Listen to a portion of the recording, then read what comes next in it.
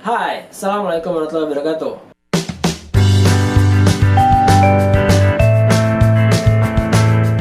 Kita sepakat bahwa iklan adalah alat paling penting untuk menyampaikan informasi tentang produk kita.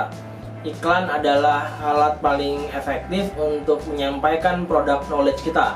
Ya, tanpa iklan, kita nggak mungkin ngasih tahu calon pembeli kenapa mereka perlu beli produk kita. Ya, nggak mungkin. Jadi kita sepakat bahwa iklan itu urgent, ya, sangat urgent, sehingga yang perlu kita perhatikan dalam sebuah iklan juga banyak, ya, ada banyak hal yang kita perlu sangat perhatikan. Jadi nggak bisa asal-asalan.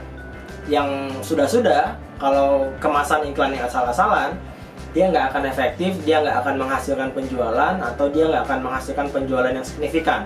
Ya, orang akan ragu, orang nggak bisa percaya sama kita sebagai pengiklan, penjual, ya, dipengaruhi oleh kontennya. Sehingga istilahnya adalah content is king, konten itu raja.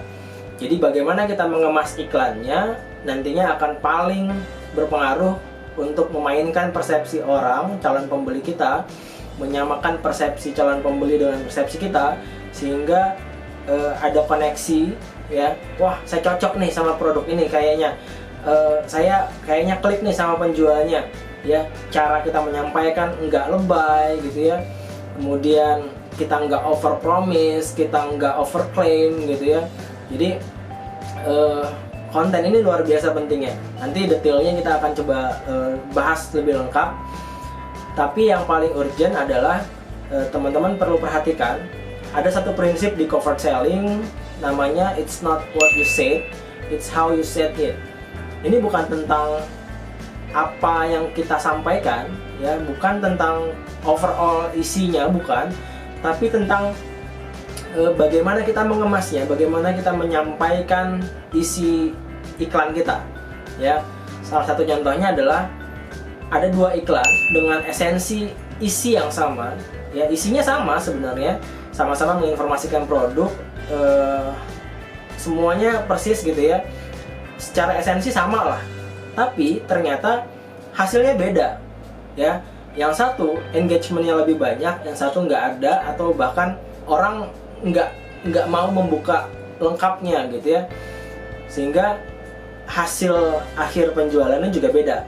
Kenapa? Karena ternyata cara tulisannya, cara penulisannya itu beda jauh. Yang paling berpengaruh biasanya adalah banyaknya singkatan-singkatan di postingan itu, ya. Semakin banyak singkatan, ya, singkatan-singkatan, kemudian tanda baca yang nggak sesuai, ya, tanda baca misalnya koma sampai 5, kemudian tanda tanya sampai 5, ya, tanda seru sampai 7 mungkin gitu.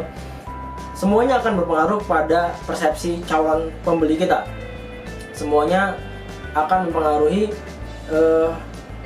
emosi calon pembeli kita, ya.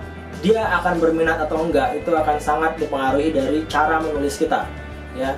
Jadi penting untuk diperhatikan, apakah tulisan iklan kita itu nyaman dibaca oleh calon pembeli kita. Semakin nyaman tulisan iklan kita, semakin orang mudah percaya kepada iklan kita, semakin mudah orang percaya kepada produk kita, semakin besar peluang terjadinya penjualan. Sekian, Assalamualaikum warahmatullahi wabarakatuh.